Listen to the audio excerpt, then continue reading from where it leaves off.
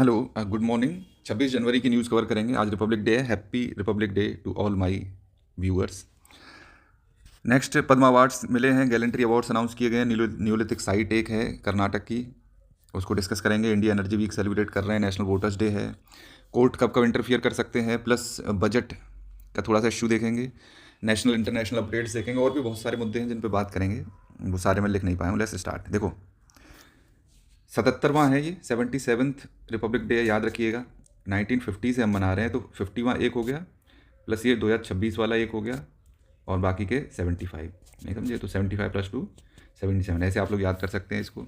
इस दिन फ्लैग अनफर्लिंग होती है प्रेसिडेंट के द्वारा। फ्लैग होस्टिंग की जाती है 15 अगस्त को बाई प्राइम मिनिस्टर। होस्टिंग के दौरान क्या होगा, पहले फ्लैग को ऊपर ले जाया जाता है, फिर फहराया जाता है। अनफर्लिंग में क्या रहता है कि फ्लैग पहले से यहाँ होता है और उसके बाद फहराया जाता है। ऑलराइट, तो ये आपको पता होना चाहिए।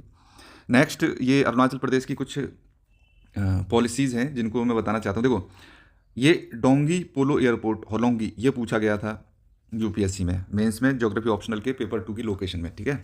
प्लस ये Kameng hydro power project, Subansiri, धान दिबांग, ये सारी अ, तुम्हारी क्या कहते हैं उसको, ब्रह्मपुत्र रिवर की ट्रिब्यूटरीज हैं, तो उसी में ही ये सिचुएटेड रहने वाले हैं। जैसे ये कामेंग हाइड्रो प्रोजेक्ट है, ऑलराइट, कामेंग, तो ये भी कहाँ पे है, सारे अरुणाचल प्रदेश में है। आई होप कि इतनी सारी चीज़ें क्लियर होंगी। नेक्स्ट न्यूज़ देखते हैं। पद्मा अवार्ड्स अनाउंस किए गए हैं। देखो, ये 26 जनवरी से पहले अनाउंस कर दिए जाते हैं। पद्मा अवार्ड्स 3 कैटेगरी में दिए जाते हैं। पद्म विभूषण, उससे थोड़ा सा छोटा होता है पद्म भूषण, उससे थोड़ा छोटा होता है पद्मश्री, ठीक है। ये इनसे ऊपर, these are one of the highest award, one of the, इसका मतलब इससे भी कोई ऊंचा क्या है, यस, उसका क्या नाम है, भारत रत्न। ऑलराइट, तो देखो क्या है, टोटल 131 लोगों को दिए गए हैं, जिसमें 113 कितने लोगों को मिले हैं, ये पद्मश्री मिले हैं। 13 लोगों को पद्म भूषण और 5 लोगों को पद्म विभूषण। तो पद्म विभूषण किस किस को मिला है, एक तो धर्मेंद्र जो एक्टर हैं, K T Thomas, Miss N Rajam, Shri P Narayan, Shri V S Achyutanand. तो ये नाम आप याद रखिएगा। इनकी फ़ोटो देख लेते हैं। 2 लोगों को पोस्ट मछली मिला, ये बेचारे मर गए हैं। इनके बाद मिला है अच्युतानंद जी को। पब्लिक अफेयर्स, ये पब्लिक सर्वेंट रहे होंगे, पब्लिक की बहुत हेल्प की होगी इन्होंने, उसके उसमें दिया गया है। एन राजम, इनको आर्ट के लिए मिला है। ये कैटेगरी पूछ लेते हैं कभी कभी स्टेट पीसीएस एग्जाम में। ये उत्तर प्रदेश की है, इनका नाम याद रखिएगा। ऑलराइट, इनके बारे में और न्यूज़ आती जाएंगी तो मैं बताता जाऊँगा, जिससे आपका रिवीजन होता रहे। ऑलराइट, एक साथ सारी न्यूज़ बता देते हैं तो कुछ भी नहीं याद रहता। ये धर्मेंद्र जी हैं, इनको भी पोस्ट मछली मिला है, मर गए हैं उसके बाद दिया गया है। इनको भी आर्ट कैटेगरी से दिया गया। ये महाराष्ट्र से हैं, ये केरला से हैं। ऑलराइट, नेक्स्ट अगर देखा जाए तो ये पी नारायण जी हैं, ये लिटरेचर एंड एजुकेशन मिला है, ये भी केरला से हैं। लास्ट बचे अ, पी नारायण हो गया, ये अच्युतानंद हो गया। ये पब्लिक अफेयर्स में केटी थॉमस जी को और मिला हुआ है। आई होप कि ये इतना आप लोग याद कर पाएंगे।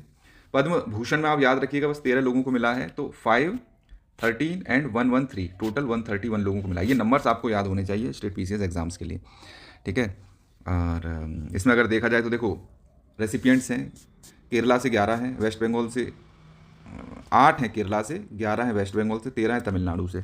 तो कुछ लोगों का ये मानना है कि देखो, ये जिन स्टेट्स में चुनाव हैं, इस समय स्टेट इलेक्शंस चल रहे हैं, आने वाले हैं, तो उनके लोगों को ज़्यादा दे दिया है। तो इसको एक तरह से पॉलिटिकली मोटिवेटेड बोल दिया गया है कि इतने लोगों को देने की क्या ज़रूरत थी। हालांकि उनके अपोजिशन लीडर्स को भी दिया गया है, ऐसा नहीं है। देखो यहाँ इसमें लिखा हुआ है साफ साफ।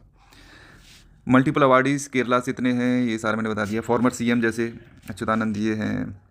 पोस्ट तो मतलब इसमें लिखा हुआ है, कहीं मैंने इसको पढ़ा था कि मतलब अपोजिशन लीडर्स को भी दिया गया है, ऐसा नहीं है। जैसे हेमंत सोरेन के पिताजी को दे दिया गया है, झारखंड के सीएम रहे थे। तो ये बेसिकली पॉलिटिकली मोटिवेटेड इसको बताया गया है कि ये पॉलिटिक्स से होके अपोजिशन के लीडर को दे दिया है, खुश करने के लिए लोगों को, कि देखो कितने लोगों को हमने पद्मा अवार्ड्स दे दिए हैं। But it was a critic, तो इसको क्रिटिक की तरह ही लेंगे। नेक्स्ट हम देख लेते हैं विशाखा उत्सव। विशाखा से मतलब है विशाखापट्टनम। ऑलराइट, तो ये स्टेट मतलब एक डिस्ट्रिक्ट को सेलिब्रेट करने के लिए मनाया जाता है। 9 डे टूरिज्म फेस्टिवल। बहुत ज़्यादा नहीं जाएंगे इसमें, बस विशाखा से आप याद रखिएगा, विशाखापट्टनम से रिलेटेड है। नेक्स्ट, अशोक चक्र दिया जाएगा आज किसको, एस्ट्रोनॉट शुभांशु शुक्ला जी को। आपको पता है शुभांशु शुक्ला पहले इंडियन ओरिजिन नहीं, इंडिया के ही थे। ये पहले इंडियन एस्ट्रोनॉट थे जो इंटरनेशनल स्पेस स्टेशन में गए थे। इंडियन ओरिजिन के बहुत लोग जा चुके हैं, लेकिन इंडिया के पहले ही थे ये, है ना। तो इसमें चक्र कैटेगरी के ये गैलेंट्री अवार्ड्स होते हैं। गैलेंट्री अवार्ड्स मतलब सिविलियन लोगों को न दे के आर्मी लोगों को जो दिए जाते हैं उनको गैलेंट्री अवार्ड्स माना जाता है ना। तो जो लोग आर्मी पर्सनल डिस्टिंग्विश सर्विस देते हैं, बहुत अच्छा काम करते हैं आर्मी में, उनको दिए जाते हैं ये। तो चक्रा सीरीज़ में भी कई सारे अवार्ड्स आते हैं, जिसमें ये हैं, शौर्य चक्र हो गया, कीर्ति चक्र हो गया, अशोक चक्र हो गया। तो बाकी के लोगों का नाम याद रखने की ज़रूरत नहीं है, बट यस, शुभांशु शुक्ला जी का नाम याद रखिएगा, because this name was very much in news. Next, Lakkundi excavations. तो यहाँ पे जब खुदाई की गई, रिस्टोर कर रहे थे, गड़क डिस्ट्रिक्ट में, गड़क डिस्ट्रिक्ट पड़ती है तुम्हारा कर्नाटक में, लकुंडी विलेज में एक स्टेप वेल, इसकी खुदाई की जा रही थी। तो ऐसा पता चला कि यार कुछ न्यूलिथिक साइट के हमको वो मिल गए हैं, अवशेष, है ना, जिसमें पॉटरी वॉटरी और टूल्स वगैरह ये सब कुछ मिला होगा।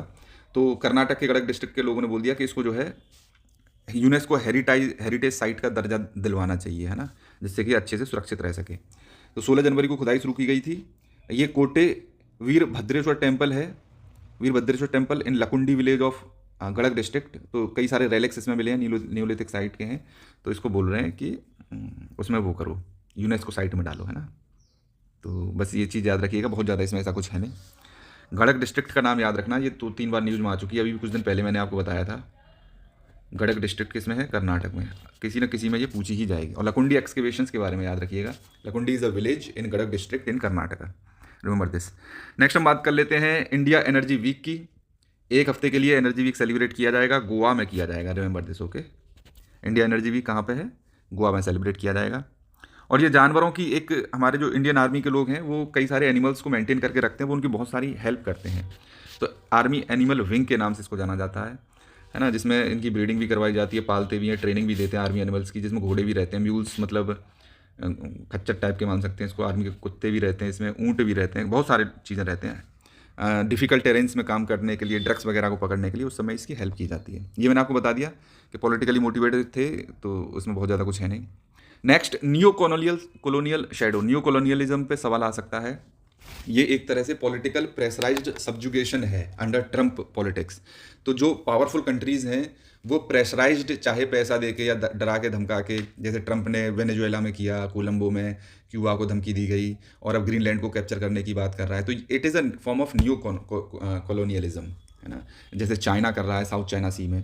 तो वो है ये, बहुत ज़्यादा इसमें कुछ आपको जानने की ज़रूरत नहीं है। इसमें नॉर्थ सी रूट एक टर्म दिया हुआ है, आपको पता होगा कि जब हम वर्ल्ड मैप बनाते हैं, let me draw a world map here, I will make it मतलब सिंपल सा बना देते हैं, बहुत ज़्यादा डिटेल में नहीं जाएंगे,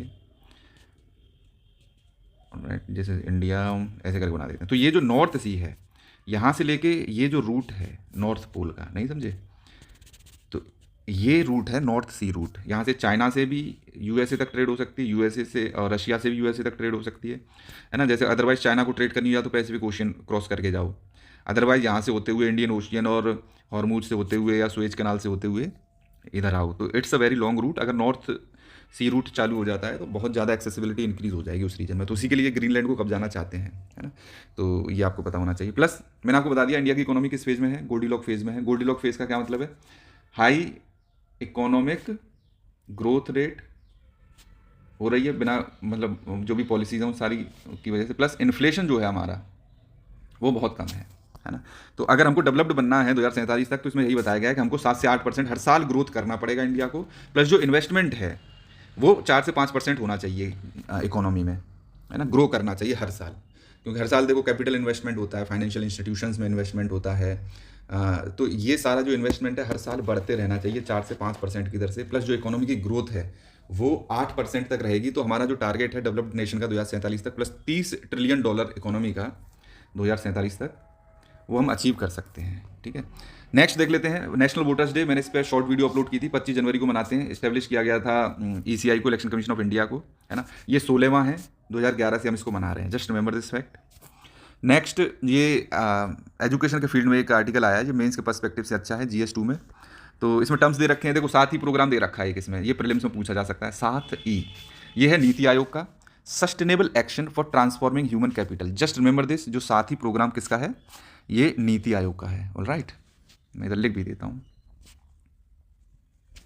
नेक्स्ट, इसमें कई सारे वो दे रखे हैं कि कौन कौन सी स्टेट्स क्या क्या कर रही हैं। राजस्थान का देखो तो ये आदर्श ग्राम विद्यालय इन्होंने हर एक ग्राम पंचायत में इस्टेब्लिश किए हैं। उत्तर प्रदेश का देखो तो मॉडल कंपोजिट स्कूल्स बनाए। मध्य प्रदेश ने 3600 से ज़्यादा अंडर इनरोल्ड स्कूल्स को साथी प्रोग्राम से लिंक किया है, और मध्य प्रदेश ने CM rise school policy launch की है। तो ये प्रीलिम्स पर्सपेक्टिव से इतना अच्छा नहीं है, बट ये साथी प्रोग्राम का आप याद रखिएगा। ऑलराइट, प्लस ये देख लेते हैं, ये चीफ गेस्ट हैं यूरोपियन कमीशन की जो प्रेसिडेंट हैं उर्सुला, ये है her excellency, his excellency. Alright, miss Ursula von der Leyen, ये एग्जीक्यूटिव बॉडी होती है। ये देखो यूरोपियन काउंसिल है, एक है, ठीक है कि नहीं, यूरोपियन यूनियन, इसकी दो बॉडीज़ हैं, एक है यूरोपियन काउंसिल, एक है यूरोपियन कमीशन। याद रखिएगा, इसको मैं थोड़ा सा बता देता हूँ डिटेल में। यूरोपियन काउंसिल क्या करती है, बड़े बड़े फैसले ये ले लेती है, पॉलिसीज़ बना देती हैं, जैसे हमारा काउंसिल ऑफ मिनिस्टर है उसी तरह से है ये, सेट्स ओवरऑल पॉलिसी। इसके हैं his excellency Mr Antonio Luis Santos da Costa, ये इनका नाम है। ये जो भी पॉलिसी बनाएंगे वो दे देंगे इनको, और जो भी डे टू डे काम होगा यूरोपियन यूनियन का वो भी इनके हाथ में रहेगा। ये इसको इंप्लीमेंट करने का काम करती है, ये होती है एग्जीक्यूटिव बॉडी, एग्जीक्यूट करेगी, ये देंगे ऑर्डर और ये एग्जीक्यूट करेंगे। क्लियर है कि नहीं, जस्ट रिमेंबर दिस। नेक्स्ट हम बात कर लेते हैं, सुप्रीम कोर्ट कब इंटरफियर कर सकते हैं ऑनगोइंग इन्वेस्टिगेशंस में। जो क्रिमिनल जस्टिस सिस्टम है उसमें कई सारे पार्ट होते हैं, एक तो लॉ होता है, एक होता है पुलिस, एक होता है जुडिशरी। तो ये सेपरेटली काम करने चाहिए, लेकिन पुलिस और जुडिशरी, कभी कभी जुडिशरी इंटरफियर कर सकती है, तो वही दे रखा है। अभी कल परसों के ये 2025 में केस आया था सुप्रीम कोर्ट में, state of UP versus ANR versus Mohammad Arshad Khan, इस तरह से कोर्ट आया था। तो इसमें ये था कि directing a time bound investigations must remain the exception rather than a norm. तो इसको साइड असाइड कर दिया है। ये इलाहाबाद हाईकोर्ट ने बोला था कि ऐसा होना चाहिए कि अपन लोगों को ना टाइम बाउंड इन्वेस्टिगेशन के लिए हम कह सकते हैं, लेकिन ये कभी कभी कहना चाहिए, पुलिस को अपने हिसाब से काम करने देना चाहिए। ये इलाहाबाद हाईकोर्ट ने बोला था, लेकिन सुप्रीम कोर्ट ने कह दिया कि भाई ऐसा नहीं है, टाइम बाउंड इन्वेस्टिगेशन करना है, justice delayed is justice denied वाला कॉन्सेप्ट है, ऐसा नहीं होना चाहिए, है ना। तो ये सारी चीज़ें, प्लस और देख लेते हैं कब कब इंटरफियर कर सकता है। देखो ये है Niharika infrastructure limited versus state of Maharashtra. इसमें स्कोप डिस्कस किया गया था कि FIR वगैरह को या इन्वेस्टिगेशन को कब क्वेश कर सकते हैं। तो सुप्रीम कोर्ट ने बोला है कि जो पुलिस है ना, जो इन्वेस्टिगेट करती है, वो उसका स्टैट्यूटरी राइट और उसकी ड्यूटी है ना। वो CRPC हो गया, जो अब इस समय भारतीय नागरिक सुरक्षा संहिता है, इसके हिसाब से काम करती है। तो कॉग्निजिबल ऑफेंसेस में ये उसका स्टैट्यूटरी राइट है इन्वेस्टिगेट करना। तो उन केसेस में तो सुप्रीम कोर्ट जो है कोई इंटरफियर नहीं करेगा, बट यस जहाँ पे स्टैट्यूटरी ऑफेंस नहीं है, कॉग्निजिबल ऑफेंस नहीं है, तो कोर्ट इन्वेस्टिगेशंस को स्टॉप कर सकता है, ये सारे काम कर सकता है ना। It is only in cases where there is no cognizable offence और offence of any other kind disclose in FIR that court can stop investigation. ऐसा कहानी है कुछ इसमें, है ना। और इसका बहुत ही स्पारिंगली यूज़ करना है, क्योंकि देखा जाए तो ये दो ऑर्गन्स हैं क्रिमिनल जस्टिस सिस्टम की, इनके सेपरेट डोमेन है, स्फीयर ऑफ इन्फ्लुएंस सब अलग अलग हैं, तो अपने हिसाब से काम करना चाहिए सेपरेशन ऑफ पावर के बेसिस पे। आई होप कि आपको समझ में आ गया होगा। नेक्स्ट देख लेते हैं, गवर्नर के एड्रेस का इश्यू मैं आपको फिर से बता देता हूँ। जो 1935 का एक्ट था उसमें सेक्शन 63 कहता था कि गवर्नर के पास डिस्क्रिशनरी पावर्स रहेंगी, अपनी मर्जी से जाए एड्रेस करे, अपनी मर्जी से आए, चाहे तो एड्रेस ना करे, ठीक है। लेकिन क्या होता है कि आर्टिकल 175 में ये लिखा हुआ है, देखो आर्टिकल 175 176 डील करते हैं गवर्नर के एड्रेस से। आर्टिकल 175 गवर्नर का डिस्क्रिशन है, वो चाहे तो एड्रेस कर सकता है, जैसे बीच में असेंबली चल रही वो आएगा, हाँ भाई हम कुछ भाषण देना चाहते हैं, तो वो बोल सकता है, ये तो डिस्क्रिशनरी है, ऑलराइट।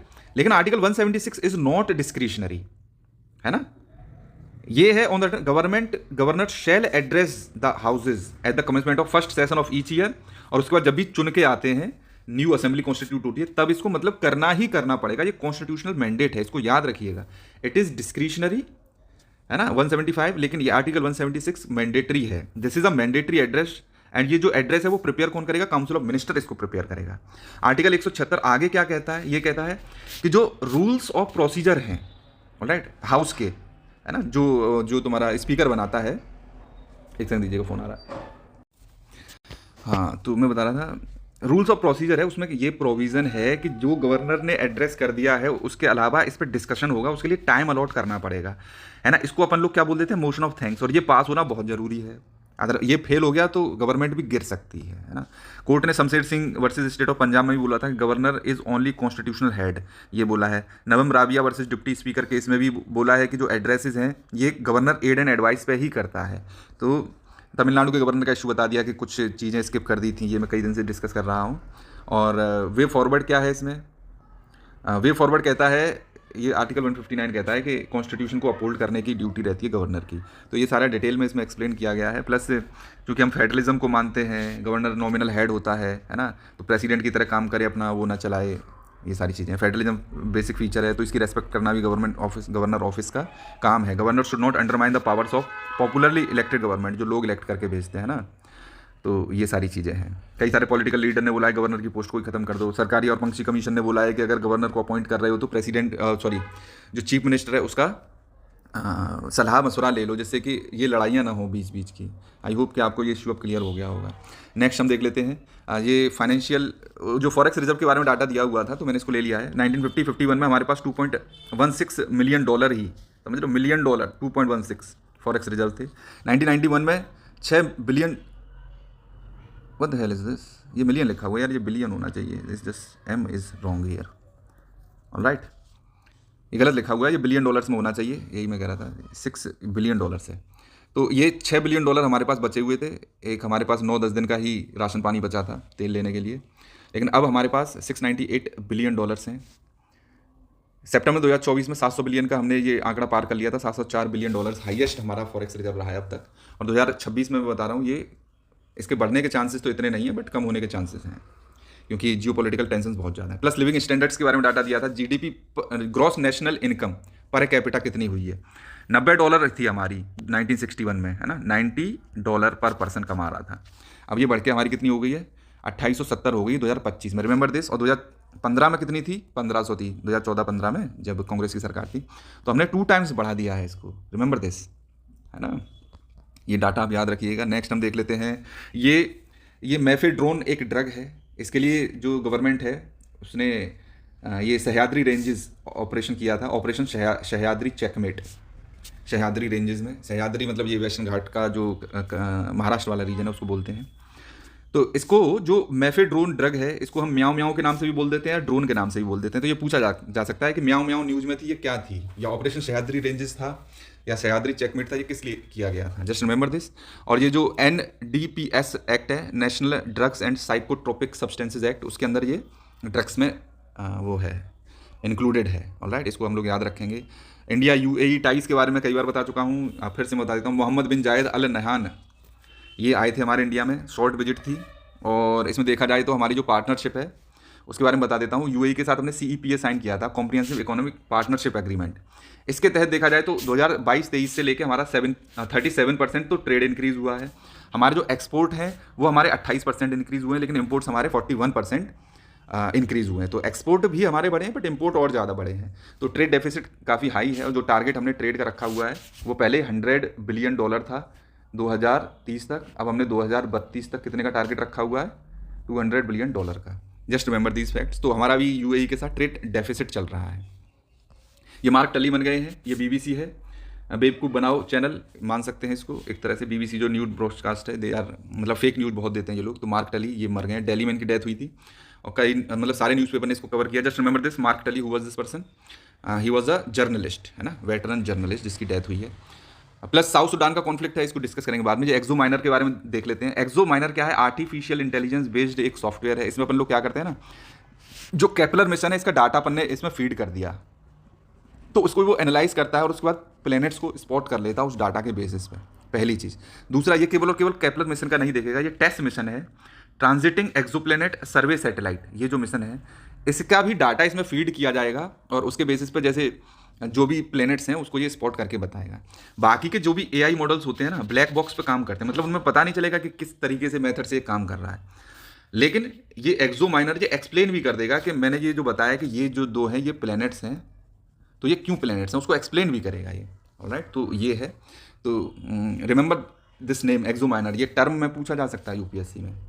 साउथ सुडान में कॉन्फ्लिक्ट चल रहा है। देखो, सुडान है, सुडान का तो सी में एक्सेस है, इसी से सेपरेट हो गया था साउथ सुडान। सुडान को जो कंट्रीज़ कर रही हैं वो Egypt, Libya, Chad, central African Republic, Sudan and Ethiopia and Eritrea, ये करते हैं। और इसमें जो दारफूर रीजन है इसमें कॉन्फ्लिक्ट चलता रहता है, और टारगेटेड किलिंग्स होती हैं यहाँ पे एक कम्युनिटी की। बहुत ज़्यादा नहीं जाते हैं, क्योंकि साउथ सुडान को हम लोग डिस्कस कर रहे हैं। यहाँ पे 2 पार्टीज़ पावर स्ट्रगल चल रहा है, एक कह रहे हैं हम पावर में रहेंगे, दूसरा कह रहा है हम पावर में रहेंगे। तो इनको क्या क्या कंट्रीज़ बॉर्डर कर रही हैं इसको देख लेते हैं।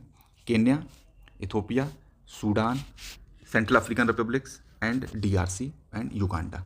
ये याद रखिएगा, 1 2 3 4 5 6 कंट्रियाँ इनको बॉर्डर करती हैं, जस्ट रिमेंबर दिस। तो ये आपस में लड़के मर रहे हैं, तो बस इतना पता होना चाहिए, क्योंकि और इसकी कैपिटल है Juba, just remember this, alright.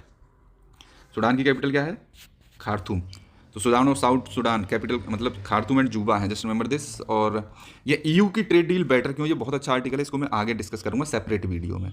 Next, antibiotics fail क्यों हो रही हैं, क्योंकि सुपर बग्स बन रहे हैं। सुपर बग्स क्या होते हैं, जितने भी वायरस हैं, बैक्टीरिया हैं या अदर टाइप ऑफ चीज़ें हैं, वो क्या कर रही हैं, ड्रग्स को रेजिस्टेंट हुई जा रही हैं, RESIST रेजिस्टेंट हुई जा रही हैं, ठीक है कि नहीं। तो उनको अपन लोग क्या बोल देते हैं, ऐसे बग्स को, ये सुपर बग्स हो जाते हैं। मान लो ये वायरस है, ये बैक्टीरिया है, तो ये रेजिस्टेंट हो गए हैं, तो इसको क्या बोल देते हैं अपन लोग, super bugs. Just remember this.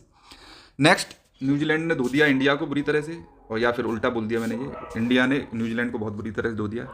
हरा देते, लेकिन इतनी बुरी तरह से नहीं हराना चाहिए था कि 10 ओवर में 155 बना लिए। प्लस ये Republic Day parade take place करती है एक जगह पे, इनमें से कौन सी जगह पे करती है तुम लोग बता देना, है ना।